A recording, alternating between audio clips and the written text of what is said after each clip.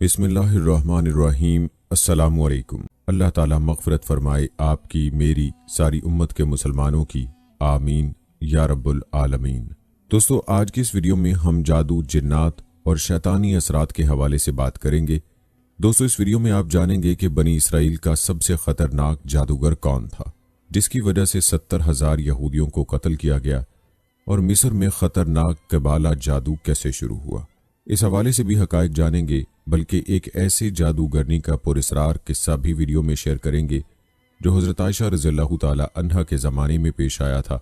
दोस्तों, आप सबसे ये रिक्वेस्ट करूंगा कि हमारी आज की इस वीडियो को मुकम्मल तवज्जो से देखिएगा, क्योंकि इस वीडियो के आखिर में आप जादू, जिन्नात और शैतानी असरात का रूहानी इलाज भी जान पाएंगे। बस दोस्तों, आप ये हमारी वीडियो देखकर लाइक ज़रूर कीजिएगा।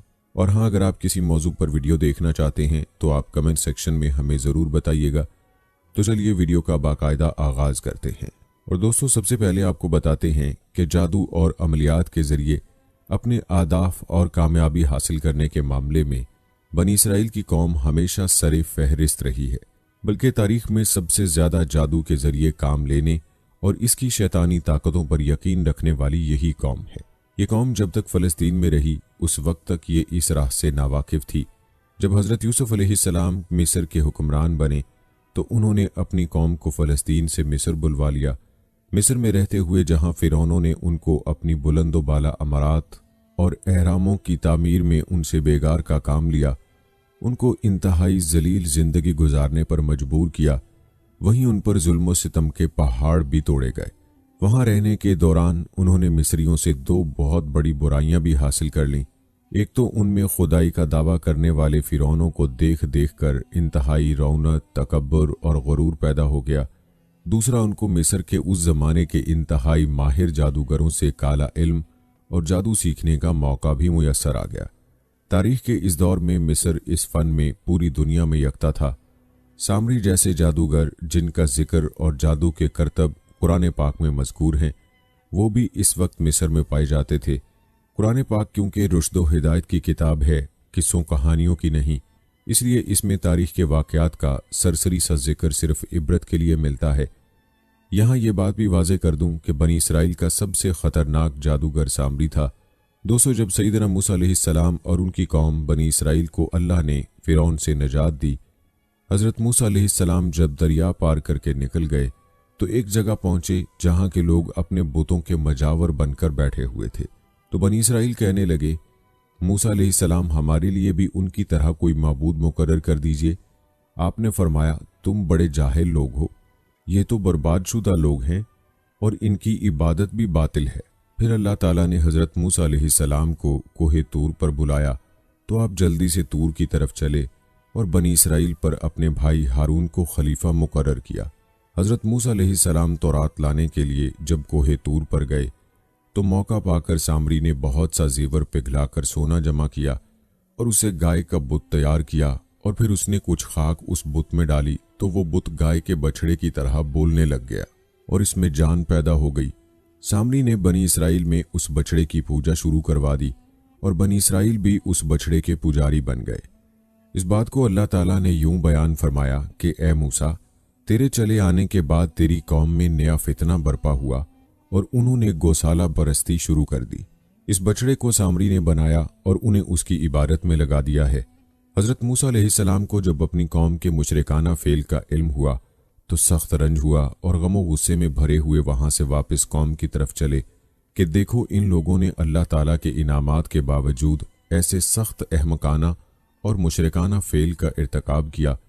हज़रत मूसा अलैहिस्सलाम अपने भाई हज़रत हारून अलैहिस्सलाम से भी नाराज़ हुए कि जब कौम गुमराह हो रही थी तो आप मेरे पीछे क्यों ना आए और मुझे इत्तला क्यों ना दी। तो हज़रत हारून अलैहिस्सलाम ने कहा कि कौम मेरी किसी बात को ना मानती थी और मुझे ये ख्याल गुजरा कि अगर मैं चला गया तो आप अलैहिस्सलाम कहेंगे कि आप मुझे अपना नायब बनाकर गए थे, तो मैं कौम को छोड़कर आपके पास क्यों चला आया। हज़रत मूसा अलैहिस्सलाम वापस आते ही कौम से कहने लगे कि देखो, अल्लाह ताला ने तुमसे तमाम नेक वादे किए थे, तुम्हारे साथ बड़े बड़े सलूक व इनाम किए, लेकिन ज़रा से वक्फे में तुम अल्लाह ताला की नेमतों को भुला बैठे, बल्कि तुमने वो हरकत की जिससे अल्लाह का गज़ब तुम पर उतर पड़ा। तुमने मुझसे जो वादा किया था उसका मुतलक लिहाज न रखा। अब बनी इसराइल माजरत करने लगे कि हमने ये काम अपने इख्तियार से नहीं किया। बात यह है कि जो जेवर फिरौनियों के हमारे पास मुस्तार लिए हुए थे, हमने बेहतर यही समझा कि उन्हें फेंक दें। चुनाचे हमने सब के सब बतौर परहेजगारी के फेंक दिए। एक रिवायत में है कि खुद हजरत हारून अलैहिस्सलाम ने एक गड्ढा खोद कर उसमें आग जलाकर उनसे फरमाया कि वो जेवर सब उसमें डाल दो। इब्न अब्बास रज़ियल्लाहु ताला अन्हो का बयान है कि हजरत हारून अलैहिस्सलाम का इरादा ये था कि सब जेवर एक हो जाएं और पिघल कर एक डला बन जाए। फिर जब मूसा अलैहिस्सलाम आ जाएं, जैसा वो फरमाएं किया जाए। सामरी ने उसमें वो मुट्ठी डाल दी जो उसने अल्लाह के कासिद के निशान से भरी थी, और हजरत हारून अलैहिस्सलाम ने कहा, आइए अल्लाह ताला से दुआ कीजिए कि वो मेरी ख्वाहिश कबूल फरमा ले। आपको क्या खबर थी, आपने दुआ की, उसने ख्वाहिश ये की कि उसका एक बछड़ा बन जाए जिसमें से बछड़े जैसी आवाज़ भी निकले। चुनाचे वो बन गया और बनी इसराइल के फितने का बायस हो गया। बनी इसराइल बहकावे में आ गए और उसकी परस्तिश शुरू कर दी। उसके सामने सजदे में गिर पड़ते और दूसरी आवाज़ पर सजदे से सर उठाते। ये गिरोह दूसरे मुसलमानों को भी बहकाने लगा कि दरअसल अल्लाह यही है, मूसा भूल कर और कहीं उसकी जुस्तजू में चल दिए हैं, और वो ये कहना भूल गए कि तुम्हारा रब यही है। ये लोग मुजावर बनकर उसके इर्द गिर्द बैठ गए। उनके दिलों में उसकी मोहब्बत रच गई। आवाज़ जो निकलती थी उसकी वजह भी सिर्फ ये थी कि पीछे के सुराख में से हवा गुजर कर मुंह के रास्ते निकलती थी, उसकी आवाज़ आती थी। उस बछड़े का नाम उन्होंने बहमूत रख छोड़ा था। उसके बाद हजरत मूसा अलैहिस्सलाम ने सामरी से पूछा कि ये तुमने क्या किया।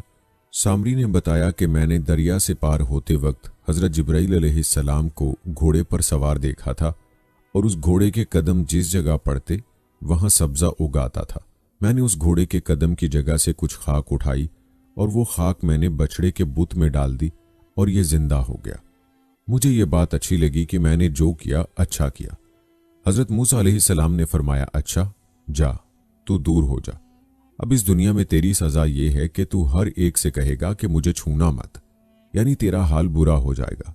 अब जो कोई उसको छूता तो उसे छूने वाले को और सामरी दोनों को सख्त बुखार हो जाता और उन्हें बड़ी तकलीफ होती। सामरी चीख चीख के लोगों से कहता फिरता कि मेरे साथ कोई न लगे, और लोग भी उससे इज्तनाब करते ताकि बुखार की तकलीफ में मुब्तला ना हो। इस दुनिया के अजाब में गिरफ्तार होकर सामरी बिल्कुल तन्हा रह गया और जंगल में चला गया, आखिर मर गया। बनी इसराइल की दूसरी हमाकत देखिए कि छोटे गुनाह से बचने के लिए बड़ा गुनाह कर लिया। फिर हजरत मूसा अलैहिस्सलाम के समझाने से होश आया और नादम हुए और अपनी गुमराही का यकीन करके तौबा और इस्तग़फ़ार करने लगे, और हजरत मूसा अलैहिस्सलाम से दरियाफ्त किया कि हमारी तौबा कैसे कबूल होगी। हुक्म हुआ कि आपस में एक दूसरे को कत्ल करो। मूसा अलैहिस्सलाम ने उन्हें हुक्म इलाही सुनाया और जिन जिन लोगों ने बछड़ा पूजा था उन्हें बिठा दिया और दूसरे लोग खड़े रह गए और कत्ल करना शुरू किया। कुदरती तौर पर अंधेरा छाया हुआ था। जब अंधेरा हटा तो उन्हें रोक दिया गया। शुमार करने पर मालूम हुआ कि 70,000 आदमी कत्ल हो चुके हैं और सारी कौम की तौबा कबूल हुई। ये एक सख्त फरमान था जिसकी उन लोगों ने तामील की और अपनों और गैरों को यकसां तहो तय किया, यहाँ तक कि रहमत इलाही ने उन्हें बख्शा और मूसा अलैहिस्सलाम से फरमा दिया कि अब बस करो। मकतूल को शहीद का अजर दिया, कातिल की और बाकी मानदा तमाम लोगों की तौबा कबूल फरमाई और उन्हें जहाद का सवाब दिया। दोस्तों, अब कबाला जादू के हवाले से भी बात करते हैं। एक ज़माने में दोस्तों मिस्र सहर और जादू का मरकज़ था और फ़न सहर शबाब पर मिस्रियों ने तमाम दुनिया के मुकाबले में इसको औज कमाल तक पहुंचा दिया था। ये जादूगर फिरौनों के लिए नाकाबिल यकीन किस्म के काम सरअंजाम दिया करते थे। ये जादूगर केबाला नामी जादू के माहिर थे। ये जादू की सबसे खौफनाक किस्म है जिसमें इस जादू के माहिरीन बराह रास्त शैतान से राब्ते में रहते हैं।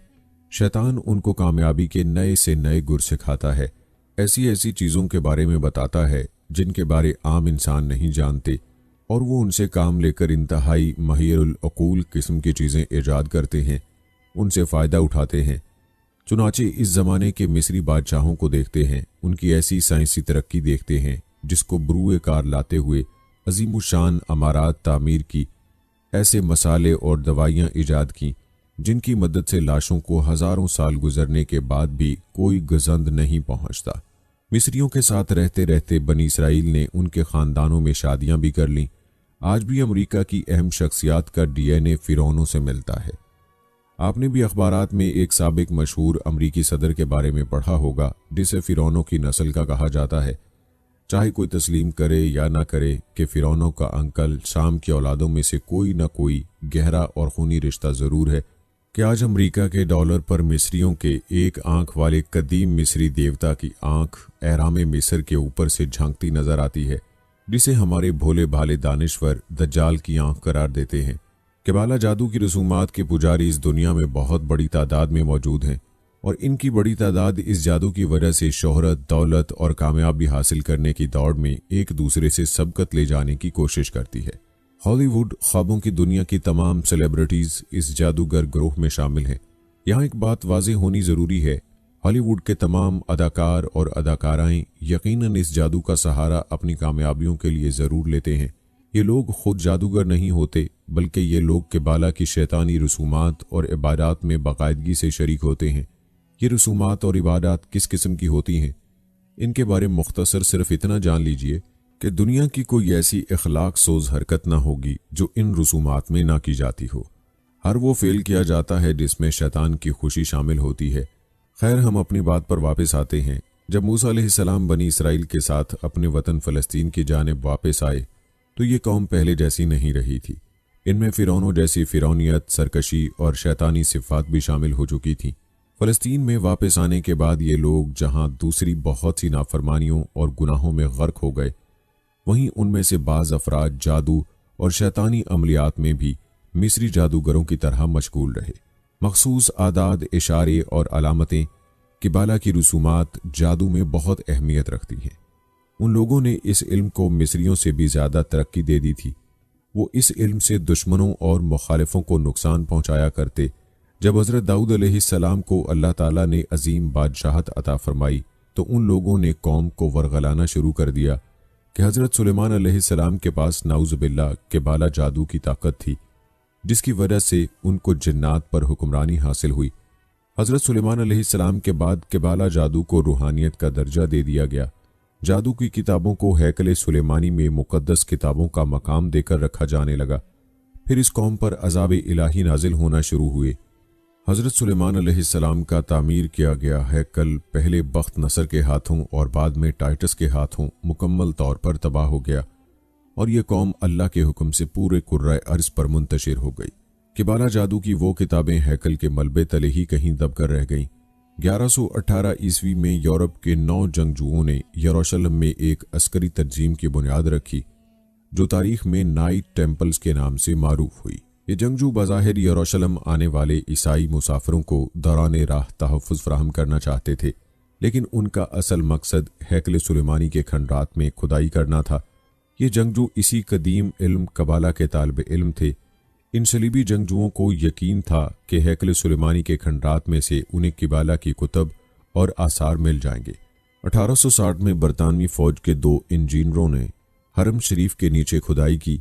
वो एक सर्वे करना चाहते थे, तभी उन्हें सुरंगों का जाल नजर आया। ये सुरंगें उन्हीं 9 नाइट टेम्पलरों ने खोदी थीं। ख्याल है कि उन्हें हैकल सुलेमानी के खंडरात से खासे आसार व नवार्द मिले थे और ऐसी कुतुब भी जिनमें काले जादू और पुरअसरार रसूमात के मुतालिक मालूमात दर्ज थीं। किबाला की कुतुब पाकर नाइट टेम्पलर पुरअसरार रसूमात के गोरख धंधे में फंस गए। वो काला जादू सीख कर गैर मामूली ताकतें हासिल करना चाहते थे, यूं फिर वो दुनिया के हाकिम बन सकते थे। नाइट टेम्पलर काला जादू सीखकर फौकुल बशर तो ना बन सके, मगर उनके जानशीनों में आज तक ये तसव्वुर जरूर पनप रहा है कि दुनिया पर हुक्मरानी करने का देरीना ख्वाब पूरा किया जाए। उन नाइट टेम्पलरों ने यूरोप जाकर दूसरे लोगों को भी ताकत और दौलत पाने के सुहाने सपने दिखाए, लिहाजा बहुत से लोग इस अस्करी तंजीम में शामिल होने लगे जिसके बज़ाहिर जिम्मेदारी यरूशलेम आने वाले ज़ायरीन का तहफ़्फ़ुज़ करना था। हकीकतन ये तंजीम दुनिया के तमाम वसाइल पर काबिज होकर कुर्राए अर्ज की हुक्मरान बनना चाहती थी।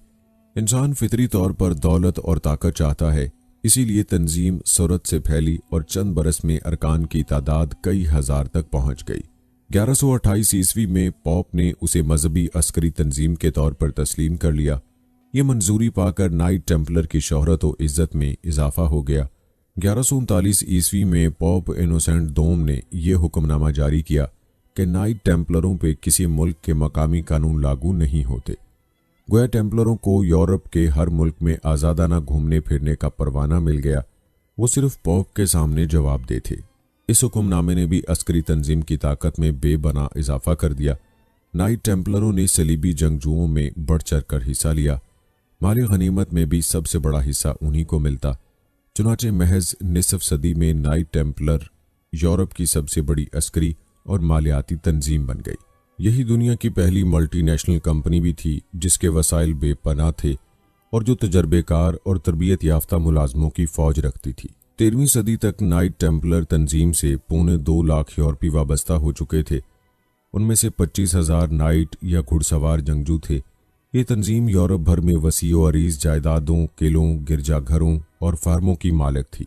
हत्ता कि जब दो यूरोपीय ममालिक झगड़ बैठते तो यही तंजीम उनके माबैन तस्फिया कराती कि बाला की तालीमात पर अमल पैरा होने की वजह से तंजीम का ढांचा इसरार और रमूज पर मबनी था।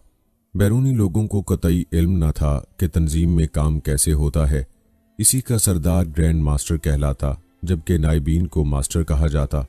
इन मास्टरों का हुक्म खुदा का लफ्ज था जिसे नाइट टेम्पलर हर सूरत अंजाम देते। तंजीम में नहायत छान फटक कर नए अरकान शामिल किए जाते। उस जमाने में बैरून ममालिक का सफ़र कई खतरात रखता था। अक्सर राह में डाकू माल लूट लेते। रफ्ता रफ्ता लोग अपनी नकदी नाइट टेम्पलरों को देने लगे। जब वो अपनी मंजिल पर पहुंचते तो नकदी उन्हें वापस मिल जाती। बदले में तंजीम थोड़ी सी फीस वसूल करती। यूं नाइट टेम्पलर बैंकार बन बैठे और सूद भी लेने लगे। रफ्ता रफ्ता नाइट टेम्पलर इतने ताकतवर हो गए कि फ्रांस का शाह फिलिपी पंजम उन्हें अपने इक़्तिदार के लिए खतरा समझने लगा। चुनांचे उसने पोप क्लेमेंट पंजम पर दबाव डालकर 1307 में तंजीम पर पाबंदी लगवा दी। तभी नाइट टेम्पलरों ने कसम खाई कि वो रोमन कैथोलिक कलीसा को तबाह करके छोड़ेंगे।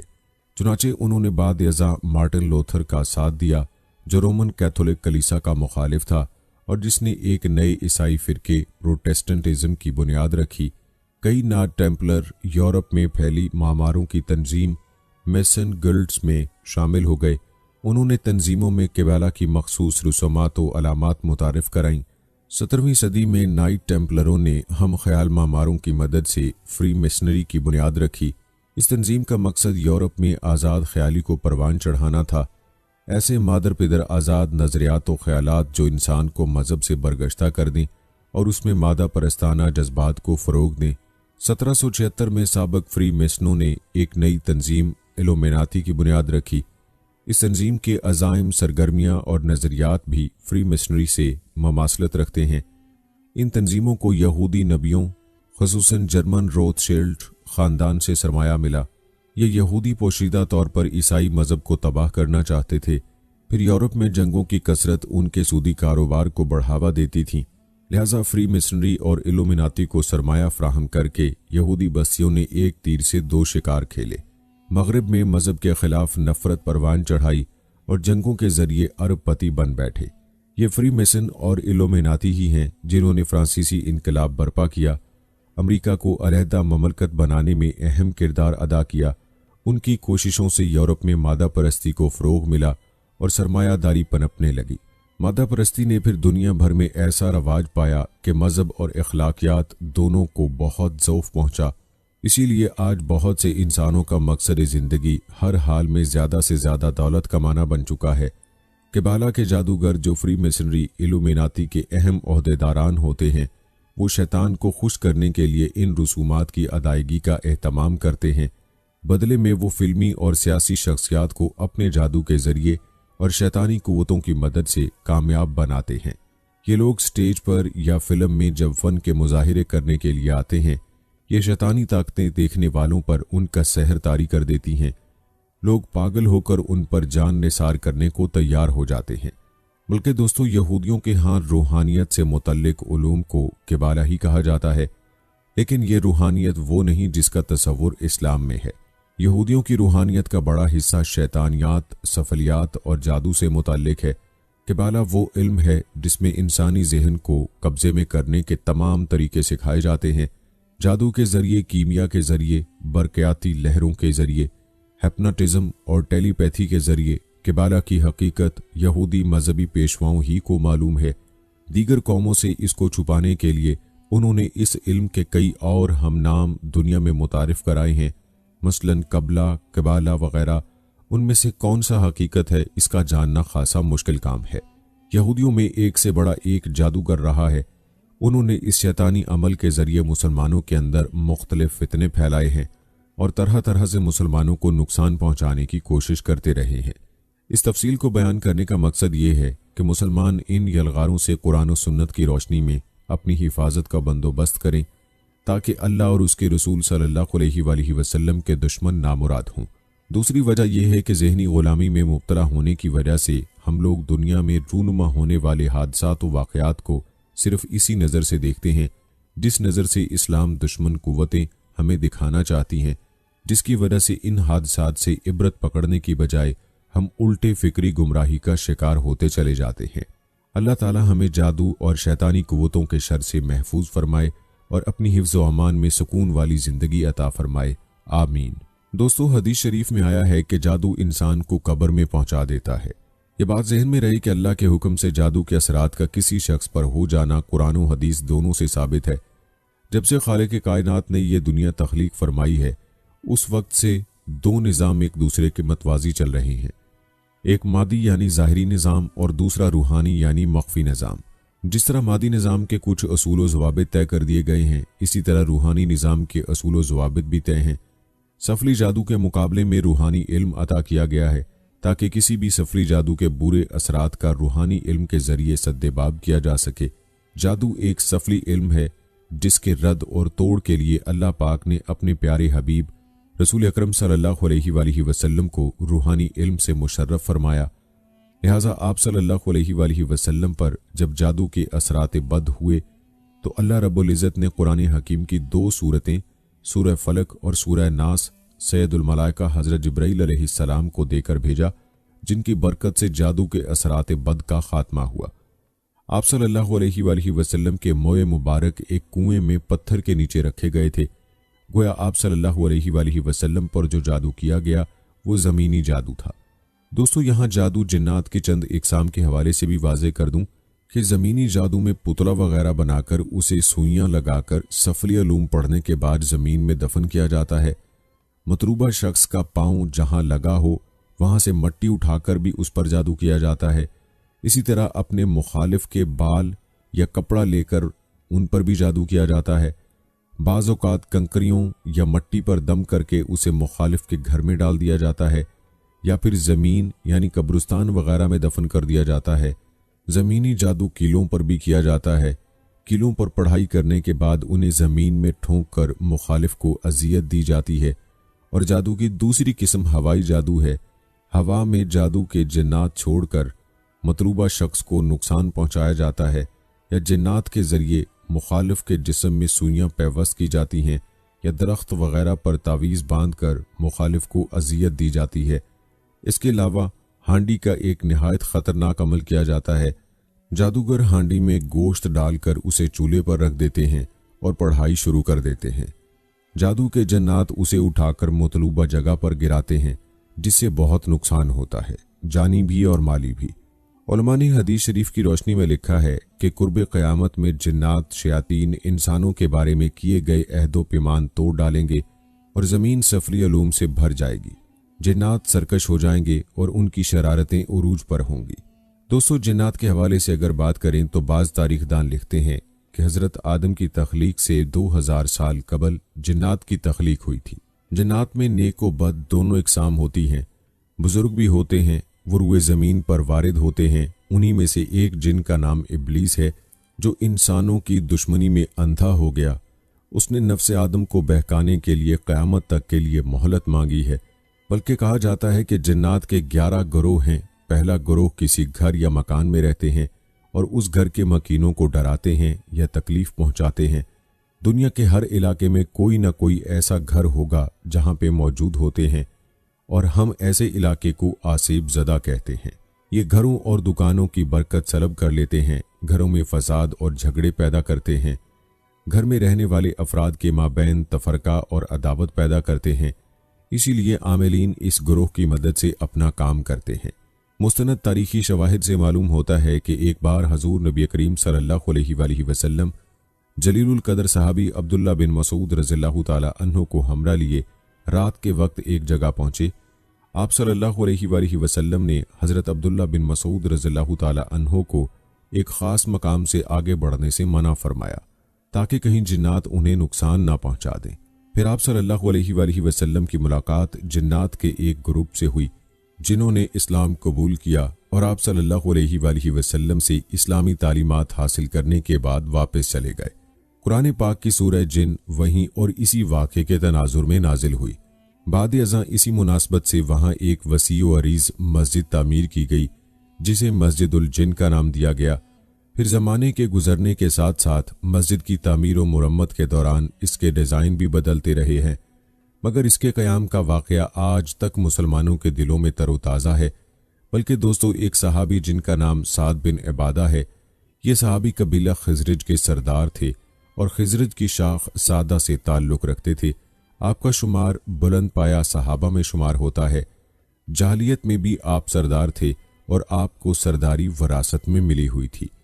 ये सहाबी इस्लाम से कबल 3 बातों तीरंदाजी, तैराकी और पढ़ने लिखने में बहुत मशहूर थे। इन 3 महारतों की वजह से आपको कामिल का लक़ब दिया गया था। उन्होंने बैत उक़बा सानिया में इस्लाम कबूल किया। ये बैत चूंकि छुपकर एक पहाड़ी दर्रे में हुई थी, लिहाजा जब वापस होने लगे तो रसूलुल्लाह सल्लल्लाहु अलैहि वसल्लम ने फरमाया कि अकेले अकेले निकल जाओ ताकि दुश्मन को पता न चल सके। लेकिन कुफार को पता चल गया। जब वो वहां पहुंचे तो साद बिन इबादा को पकड़ लिया और उन्हें बहुत मारा और करीब था कि शहीद कर देते कि मतम बिन अदी ने उन्हें आकर छुड़ाया और मदीना भिजवा दिया।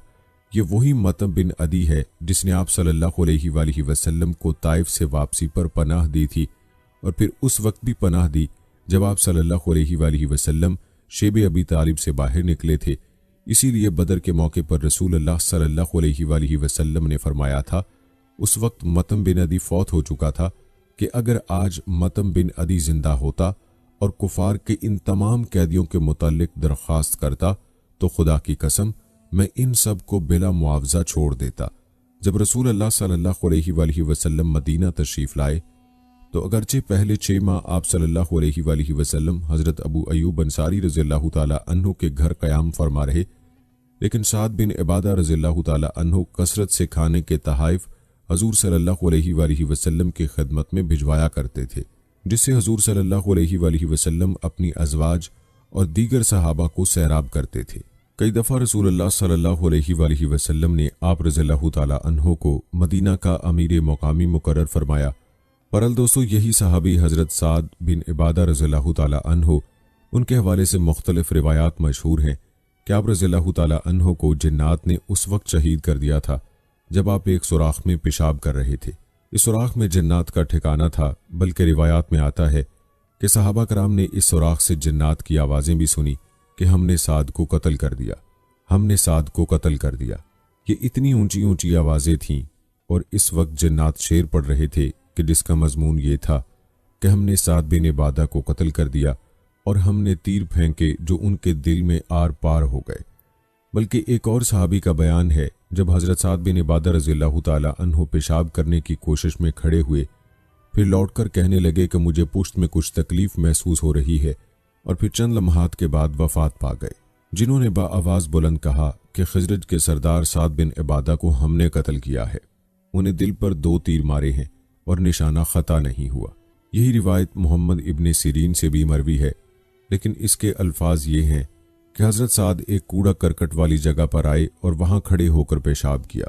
दोस्तों, जादू, जिन्नात और शैतानी असरात से महफूज रहने का सिर्फ एक ही तरीका है, और वो तरीका यह है कि मसनून दुआओं से गफलत न बरती जाए। यानी हजूर सल्लल्लाहु अलैहि वसल्लम की बताई हुई हर मौके की सब दुआएं रोज़ाना पढ़ी जाएं, बल्कि जब आप कपड़े तब्दील करें तो बिस्मिल्लाहिर्रहमानिर्रहीम पढ़ लिया करें ताकि जिन आपको बरहना हालत में ना देखें। जब बिस्तर में जाएं तो हमेशा दाएं तरफ पहलू बदल कर सोएं और कुरान मजीद की आखिरी 2 सूरतें पढ़कर सोएं। बसूरत दीगर जिन महज आपको तंग करने के लिए आपके ऊपर सो सकते हैं, ऐसी सूरत में आपका दम घुटेगा या आपको डरावने ख्वाब आएंगे। कोई चीज़ फेंकने या खुद बुलंद जगह से नीचे छलांग लगाते हुए अल्लाह का नाम लिया करें। हो सकता है उस जगह पर जिन सो रहा हो और आप उसे परेशान कर बैठें और वो आपसे इंतकाम लेने पर उतर आए। बल्कि दोस्तों, टॉयलेट में दाखिल होने से पहले दुआ लाजमी पढ़ें, क्योंकि टॉयलेट्स जिन्नात के ठहरने की पसंदीदा जगह होते हैं। बल्कि दोस्तों, इस गैबी दुनिया में जादू जिन्नात का एक जहां आबाद है। दोस्तों, काले जादू से जुड़े लोगों की दुनिया बाहर से रंगीन, हसीन और खूबसूरत नजर आती है, लेकिन अंदर से बहुत घिनौनी होती है। दरअसल जादू शैतानियत और इस इल्म से मुताल्लिक है जिसमें मुख्तलिफ नशा आवर चीज़ें, जादुई अमलियात और हिप्नोटिज्म के जरिए दिमाग और लोगों की सोच को कंट्रोल किया जाता है। यही वजह है कि काले जादू को जादुई दुनिया का सबसे खतरनाक जादू माना गया है। दोस्तों, काले जादू की इब्तदा बाबुल की हजारों साल पुरानी तहजीब से हुई थी और जादू की इस किस्म ने इतनी तरक्की की ये एक खुफिया मजहब में तब्दील हो गई और फिर वक्त गुजरने के साथ ये एक पूरी तहजीब की शक्ल में ढल गई। जबकि कुछ मुहक्किकीन के मुताबिक काले जादू की इब्तदा बनी इसराइल से हुई थी। तारीख के मुताबिक जब याकूब अलैहिस्सलाम के फर्जंद हजरत यूसुफ अलैहिस्सलाम को मिस्र की हुकूमत अता की गई तो आपने अपने तमाम भाइयों और रिश्तेदारों को मिस्र बुला लिया और ये लोग यहाँ आकर आबाद हो गए। उस जमाने में मिस्र के लोग जादू के फन में कमाल रखते थे। यहाँ लोग काले जादू के इल्म के जरिए हर नामुमकिन और नाकाबिले यकीन काम को सरंजाम दिया करते थे। मसलन हजरत मूसा अलैहिस्सलाम के दौर में फिरौन मिस्र के दरबार में मौजूद वो जादूगर जिन्होंने हजरत मूसा अलैहिस्सलाम से मुकाबला किया, ये लोग भी काले जादू के माहिर थे।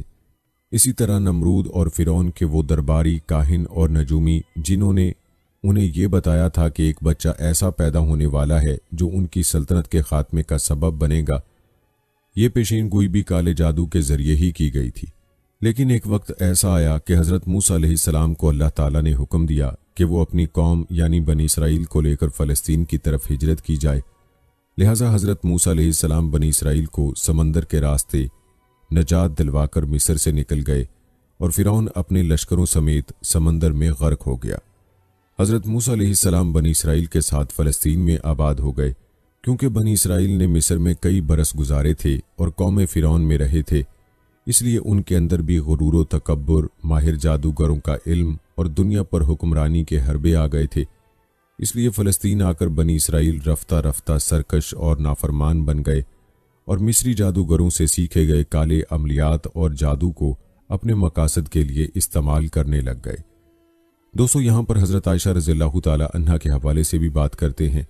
दोस्तों, जादू के मुतल्लिक इमाम हाकिम ने अल मुस्तदरक में और इब्ने कसीर रहमतुल्लाह अलैह ने अपनी तफसीर में हज़रत आयशा रज़ियल्लाहु ताला अन्हा से एक वाक़या रिवायत किया है। हज़रत आयशा रज़ियल्लाहु ताला अन्हा फरमाती हैं, रसूलुल्लाह सल्लल्लाहु अलैहि वसल्लम के विसाल के थोड़े अरसे बाद दौमतुल जंदल के बाशिंदों में से एक औरत मेरे पास आई। वो रसूलुल्लाह सल्लल्लाहु अलैहि वसल्लम से मिलकर जादू के मुतल्लिक किसी चीज़ के बारे में कुछ पूछना चाहती थी। हज़रत आयशा रज़ियल्लाहु ताला अन्हा फरमाती हैं कि जब उस औरत ने रसूलुल्लाह सल्लल्लाहु अलैहि वसल्लम को नहीं पाया तो मैंने उसे इस कदर रोते हुए देखा कि उसके रोने की शिद्दत से मुझे तरस आ गया। वो औरत कह रही थी कि मुझे डर है कि मैं हलाकत में जा पड़ी हूँ। हज़रत आयशा रज़ियल्लाहु ताला अन्हा ने इससे वाक़े की तफसील पूछी तो उसने बताया, मेरा शौहर मुझसे दूर चला गया था। फिर एक बूढ़ी औरत मेरे पास आई तो मैंने उससे अपने हाल का शिकवा किया। उसने कहा कि अगर तू वो सब करे जिसका मैं तुझे हुक्म दूं तो तेरा खाविन तेरे पास लौट आएगा। मैंने कहा कि हाँ, मैं करूँगी। जब रात हुई तो वो मेरे पास 2 स्याह कुत्तों को लेकर आई। उन कुत्तों में से एक पर वो खुद सवार हो गई और दूसरे पर मैं सवार हुई। उन कुत्तों की रफ्तार ज़्यादा तेज़ न थी। हम चलते रहे यहाँ तक कि शहर बाबल पहुँच कर रुके। वहाँ 2 आदमी अपने पैरों से हवा में लटके हुए थे। उन्होंने पूछा कि तुझे क्या ज़रूरत है और क्या इरादा लेकर आई हो। मैंने अपनी हाजत बयान की और कहा, जादू सीखना चाहती हूँ। उन्होंने कहा, बेशक हम आजमाइश हैं, लिहाजा तू कुफर न कर और वापस लौट जा। मैंने इनकार किया और कहा कि मैं नहीं लौटूंगी। उन्होंने कहा, तू इस तंदूर में जाकर पेशाब कर। मैं वहां तक गई तो कांप उठी। मैं खौफजदा हो गई और पेशाब ना कर सकी और यूं ही उन दोनों के पास लौट आई। उन्होंने मुझसे पूछा, क्या तूने पेशाब किया? मैंने जवाब दिया, हाँ। उन्होंने पूछा, क्या तूने कोई चीज़ देखी? मैंने जवाब दिया, मैंने कुछ नहीं देखा। उन्होंने कहा, तूने पेशाब नहीं किया? मैंने जवाब दिया, हाँ। उन्होंने पूछा, क्या तूने कोई चीज़ देखी? मैंने जवाब दिया, मैंने कुछ नहीं देखा। उन्होंने कहा, तू इस तंदूर में जाकर पेशाब कर। मैं वहां तक गई तो कांप उठी। मैं खौफजदा हो गई और पेशाब ना कर सकी और यूं ही उन दोनों के पास लौट आई। उन्होंने पूछा, क्या तूने कोई चीज़ देखी? मैंने जवाब दिया, हाँ। उन्होंने कहा, तूने पेशाब नहीं किया? मैंने जवाब दिया, अपने वतन वापस लौट जा और कुफर न कर। मैंने इनकार किया। चुनाचे उन्होंने फिर कहा, इस तंदूर तक जा और उसमें पेशाब कर। मैं वहां तक गई, फिर मुझ पर कपकपाहट तारी हो गई और मैं डर गई। फिर मैं उनके पास लौट गई। उन्होंने मुझसे फिर पूछा, तूने क्या देखा? यहां तक कि उसने बताया कि मैं तीसरी मर्तबा गई और तंदूर में पेशाब कर दिया। बस मैंने देखा कि मेरे अंदर से लोहे के गुलूबंद वाला एक घुड़सवार निकला और आसमान की तरफ चला गया। तब मैं उनके पास आई और उन्हें इस बात की खबर दी। उन्होंने कहा, तूने सच कहा, ये तेरा ईमान था जो तेरे अंदर से निकल चुका है, अब तू लौट जा। बस मैं यानी हजरत आयशा रज़ियल्लाहु ताला अन्हा ने उस औरत से कहा, अल्लाह की कसम मैं इस बारे में कुछ नहीं जानती। और कहा, क्या उन्होंने उसके अलावा भी तुझे कुछ बताया है? उसने जवाब दिया, हाँ जरूर बताया है कि आप जो चाहेंगी वो हो जाएगा। ये गंदम के दाने लीजिए और उनको जमीन में बो दीजिए। चुनाचे मैंने वो दाने ले लिए। उसने कहा, निकल आ, तो पौधे निकल आए। फिर उसने कहा, फसल कट जा, तो फसल कट गई। फिर उसने कहा, पिस कर आटा बन जा, तो आटा बन गया। फिर उसने कहा, रोटी पक जा, तो रोटी पककर तैयार हो गई। जब उस औरत ने देखा कि हजरत आयशा रज़ियल्लाहु ताला अन्हा फिर भी कुछ नहीं बोली, तो वो मेरे सामने शर्मिंदगी से गिर पड़ी और कहने लगी, ए उम्मुल मोमिनीन रज़ियल्लाहु ताला अन्हा, मैंने इसके अलावा भी कुछ नहीं किया।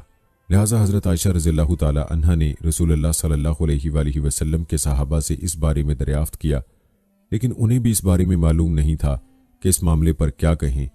जिस चीज़ का मुकम्मल इल्म ना हो उसके मुताल्लिक सहाबा अपनी राय देने में एहतियात करते थे। उन्होंने सिर्फ इतना कहा, अगर आपके वालिदैन या उनमें से कोई भी हयात होते तो वो आपके लिए काफ़ी होते। इस वाक़े के पेश नज़र हकीकत में बात यह है कि हारूत व मारूत को अल्लाह ताला ने खैर व शर और कुफ्र व ईमान का इल्म दे दिया था, इसलिए वो हर एक कुफ्र की तरफ झुकने वाले को नसीहत करते और हर तरह रोकते। जब वो ना मानता तो उससे वो मखसूस कलमात कह देते जिससे उसका नूर ईमान जाता रहता। वो ईमान से हाथ धो बैठता और उसे जादू आ जाता, और यही उस औरत के साथ हुआ। दोस्तों, हारूत मारूत का किस्सा इसराइली रिवायात में यूं बयान हुआ है कि हज़रत इदरीस अलैहिस्सलाम के ज़माने में लोग बहुत बदअमल हो गए थे और फरिश्तों ने बारगाहे इलाही में अर्ज़ की कि इंसान बहुत बदकार है, ये तेरी खिलाफत के लायक नहीं है, इसलिए इंसान को मनसब खिलाफत से हटा दिया जाए। अल्लाह पाक का इरशाद हुआ कि इंसान में गुस्सा और शहवत है जिसकी वजह से वो ज़्यादा गुनाह करता है। अगर ये चीज़ें फरिश्तों को दे दी जाएं तो वो भी गुनाहगार हो जाएंगे। फरिश्तों ने कहा, हम तो कभी भी गुनाह के करीब ना जाएंगे, ख्वाह कितना ही गुस्सा और शहवत हो। हुक्म रब्बी हुआ कि अच्छा तुम फरिश्ते अपनी जमात में से कोई से 2 फरिश्ते चुन लो जो तुम्हारे ख्याल में सबसे ज़्यादा परहेजगार हों। फिर उन्हें गुस्सा और शहवत देकर दुनिया में भेजा जाएगा ताकि उन्हें आजमाया जा सके। चुनाचे हारूत और मारूत जो बहुत परहेजगार फरिश्ते थे मुंतखब हो गए और उन्हें गुस्सा और शहवत देकर शहर बाबुल में उतार दिया गया और कहा गया कि तुम दोनों काजी बनकर लोगों के दरमियान फैसले किया करो और शाम को इसमें आज़म के जरिए वापस आसमान पर आ जाया करो। ये दोनों करीब 1 माह तक इस तरह आते जाते रहे। इस अरसे में उनके अदलो इंसाफ का चर्चा आम हो गया और बहुत से मुकदमे उनके पास आना शुरू हो गए। एक रोज़ मुल्क फारिस की एक हसीन व जमील औरत ज़हरा नामी ने अपने शौहर के खिलाफ मुकदमा दायर किया। ये दोनों उसे देखते ही उस पर आशिक हो गए और उसके साथ बदअमली की ख्वाहिश की। उस औरत ने कहा कि मेरा और तुम्हारा दीन अलग अलग है और मेरा शौहर बहुत गैरतमंद है, अगर उसे पता चला तो वो मुझे कत्ल कर देगा। इसलिए अगर तुम अपनी ख्वाहिश पूरी करना चाहते हो तो पहले मेरे शौहर को कत्ल करना होगा और जिस बुत की मैं पूजा करती हूँ उसे सजदा करना होगा। उस औरत की शराइत सुनकर दोनों ने इनकार कर दिया। वो औरत तो वापस चली गई, लेकिन उन दोनों के दिल में इश्क की आग भड़का गई। कुछ रोज तो उन फरिश्तों ने बर्दाश्त किया, लेकिन एक रोज मजबूर होकर उस औरत को मुलाकात के लिए पैगाम भिजवाया। उसने फौरन उन दोनों को मिलने के लिए बुलवा लिया। जब ये दोनों वहां पहुंचे तो वो खूब बनाव सिंगार करके बैठी थी। उसने कहा कि मुझे पता चला है कि तुम दोनों इसमें आज़म जानते हो, तो अपनी ख्वाहिश के हसूल के लिए या तो मुझे इसमें आज़म बता दो, या फिर इस बुत को सजदा करो, या मेरे शौहर को कत्ल करो, या फिर शराब पी लो। दोनों फरिश्तों ने सोचा कि इसमें आज़म तो इसरार इलाही है, इसे फाश नहीं किया जा सकता। इस तरह बुत को सजदा करना या किसी को कत्ल करना भी कबीरा गुनाह है, इसलिए चलो शराब लाओ, हम शराब पी लेते हैं। जब वो दोनों शराब पीकर मस्त हो गए तो उस औरत ने उन दोनों से बुत को सजदा भी करवाया, अपने शौहर को कत्ल भी करवा लिया और इसमें आज़म मालूम करके सूरत बदलकर आसमान पर जा पहुंची। और अल्लाह ताला ने उसकी रूह को ज़हरा सितारे से मुत्तसिल कर दिया। दूसरी जानिब जब हारूत और मारूत को होश आया तो वो इसमें आज़म भूल चुके थे और अपने किए पर नादिम और शर्मिंदा थे। अल्लाह ताला ने फरिश्तों से फरमाया कि इंसान मेरी तजल्ली से दूर रहता है, लेकिन ये दोनों तो हर शाम हाजिर बारगाह होते थे, फिर भी शहवत से मगलूब होकर गुनाह कर बैठे। तो अगर इंसान से गुनाह सरजद होता है तो उसमें ताज्जुब की क्या बात है। ये सुनकर तमाम फरिश्तों ने अपनी खता का इकरार किया और इंसानों पर लान तान करने की बजाय उनके लिए दुआए मगफिरत करने लगे। इसके बाद हारूत और मारूत हज़रत इदरीस अलैहिस्सलाम की खिदमत में पेश हुए और अल्लाह के हजूर माफ़ी की दरख्वास्त की। आपने दोनों के लिए दुआए मगफिरत की, जिसके कई रोज़ बाद अल्लाह ताला की तरफ से जवाब आया कि इन दोनों को इख्तियार दिया गया कि चाहें तो दुनियावी अजाब कबूल कर लें या आखिरत का। उन्होंने सोचा कि दुनिया का अजाब एक न एक दिन ख़त्म हो जाएगा, लेकिन आखिरत का अजाब ना ख़त्म होने वाला है, इसलिए दोनों ने दुनियावी अजाब कबूल कर लिया। चुनाचे अल्लाह ताला ने हुक्म दिया कि इन दोनों को लोहे की जंजीरों में जकड़कर बाबुल के कुएं में औंधा लटका दिया जाए। उस कुएं में आग जल रही है और फरिश्ते बारी बारी उन पर कोड़े बरसाते हैं और प्यास की शिद्दत से उनकी जुबानें बाहर को लटक रही हैं और यह अजाब उन पर क़यामत तक यूं ही शदीद रहेगा और आखिरकार उनको नजात मिलेगी। दोस्तों, इस किस्से का खुलासा ये है कि यह किस्सा बनी इसराइल की इन हिकायात में से है जिसे उन्होंने घड़ रखा था। फिर वहां से कुछ लोगों ने यह वाकया सुनकर आगे नकल करना शुरू कर दिया, लेकिन इस वाक़े का हकीकत से कोई ताल्लुक नहीं है। लेकिन जो बात कुरान ने हारूत और मारूत के हवाले से की है वो बिल्कुल सच है। सूरह बकरा की आयत नंबर 102 में अल्लाह ने फरमाया है कि उन्होंने पैरवी की उस इल्म की जो शयातीन पढ़ा करते थे। सुलेमान अलैहिस्सलाम की बादशाहत के वक्त वो लोगों को जादू सिखाते थे और वो उस इल्म के पीछे पड़े जो नाजिल किया गया 2 फरिश्तों हारूत और मारूत पर बाबल में। और हारूत मारूत नहीं सिखाते थे किसी को भी, यहाँ तक कि वो कह देते थे कि देखो हम तो आजमाइश के लिए भेजे गए हैं, बस तुम कुफर मत करो। फिर वो सीखते थे उन दोनों से वो चीज़ जिनके ज़रिए से आदमी और उसकी बीवी के दरमियान जुदाई डालते थे, और नहीं थे वो ज़रर पहुंचाने वाले उसके ज़रिए किसी को भी अल्लाह के हुक्म के बगैर। और वो सीखते थे वो चीज़ें जो खुद उनको भी ज़रर पहुंचाने वाली थीं और उन्हें नफ़ा नहीं पहुंचाती थीं, हालांकि वो खूब जान चुके थे कि जो भी इस चीज़ का ख़रीदार बना यानी जादू सीखा उसके लिए आखिरत में कोई हिस्सा नहीं है और बहुत ही बुरी थी वो चीज़ जिसके बदले उन्होंने अपने आप को फ़रोख्त कर दिया। काश उन्हें इल्म होता। दोस्तों, वीडियो के आखिर में जादू, जिन्नात, आसेब और शैतानी असरात के रूहानी इलाज के हवाले से भी बात करते हैं। बहुत से लोग जादू की हकीकत के बारे में दरियाफ्त करते हैं, उनसे बचाव के तरीके मालूम किए जाते हैं। ख़ुसूसन हमारी बहनें इस मामले में बहुत फ़िक्रमंद रहती हैं, लिहाजा यहाँ पर हम इंशाअल्लाह जादू, आसेब और जिन्नात की हकीकत बतलाने के बाद उनसे महफूज रहने की चंद तदाबीर जिक्र करते हैं। दोस्तों, जादू और जिन्नात का वजूद बरहक है और कुरान और हदीस में इसका तज़किरा मौजूद है। बाज़ लोग इन चीज़ों के वजूद का इनकार कर बैठते हैं। याद रखें, ये तर्ज अमल इंतहाई ख़तरनाक है। आसेब यानी जिन्नात के मुसल्लत होने की बहुत सी सूरतें हैं। बसा औकात लोग किसी जादूगर और काला इल्म करने वाले के ज़रिए जिनको आदमी पर मुसल्लत कर देते हैं। इस सूरत में जादू के तोड़ की कोशिश की जाए और उसका बेहतरीन तरीका कुरान करीम की कसरत से तिलावत और तहारत व पाकीज़गी में है। ज़ाहिरी और बातनी तहारत का एहतमाम रखने वाला शख्स इन शैतानी असरात से बहुत हद तक महफूज रहता है। बाज़ लोगों से कोई ऐसा काम सरजद हो जाता है कि जिन्नात उनके दुश्मन बनकर उनके सर पर मुसल्लत हो जाते हैं। ये सूरत हाल खासी परेशान कुन होती है। ऐसे मरीज़ का इलाज ये है कि मरीज़ के बाएं हाथ की छोटी उंगली पकड़कर मंजिल पढ़ें। जब जिन हाजिर हो जाए तो मरीज़ के दाएं कान में अजान दें और बाएं कान में अकामत कहें। इसके अलावा मंजिल को पढ़कर पानी पर दम करें और आसेब ज़दा शख्स को यही पानी पिलाएं। वक्फे वक्फे से यही दमशुदा पानी उस पर छिड़कते रहें। 1 पाव खालिस सरसों का तेल लेकर उस पर 3 मरतबा मंजिल पढ़कर दम करें और मरीज़ 3 रात तक मुसलसल ये तेल पूरे जिस्म पर मले और सुबह उठकर गुस्ल करे और इंशाअल्लाह जिन्नात के शर से निजात मिल जाएगी। जिस घर में जादू के असरात हों या जिन्नात तंग करते हों, वहाँ सूरह तारिक की तिलावत की जाए। अल्लाह तबारक व तआला के कलाम की बरकत से तमाम आसेबी और शैतानी असरात ज़ाइल हो जाएंगे। खुद पर एतमाद रखें। अल्लाह ने इंसान को अशरफुल मखलूक़ात बनाया है। जिन्नात से ज़्यादा खौफज़दा होने की ज़रूरत नहीं। कभी सामना हो जाए तो अपने आप पर काबू रखें, एतमाद से गुफ्तगू करें, अगर जिन्नात डराने की कोशिश करें तो मुस्कुरा दें और आयतल कुर्सी और मौज़तैन यानी सूरह फलक और सूरह नास पढ़ लें। याद रखें कि इंसान का जिन्नात से खौफजदा होना जिन्नात की सरकशी को बढ़ा देता है। हमेशा हलाल रिज़्क इस्तेमाल करें। हराम का लुक़मा कल्ब और रूह के लिए ज़हरे हलाहल की हैसियत रखता है। मुर्दा दिल और बीमार रूहें शयातीन के लिए तरने वाला होते हैं। दोस्तों, जिन्नात चूंकि आग से बने हैं इसलिए उनकी फितरत में शरारत का मादा बहुत ज़्यादा होता है। लिहाजा बगैर किसी कामिल उस्ताद की रहनुमाई के उनसे छेड़छाड़ ना की जाए और न उनको अपने ताबे करने के लिए अमलियात का सहारा लिया जाए।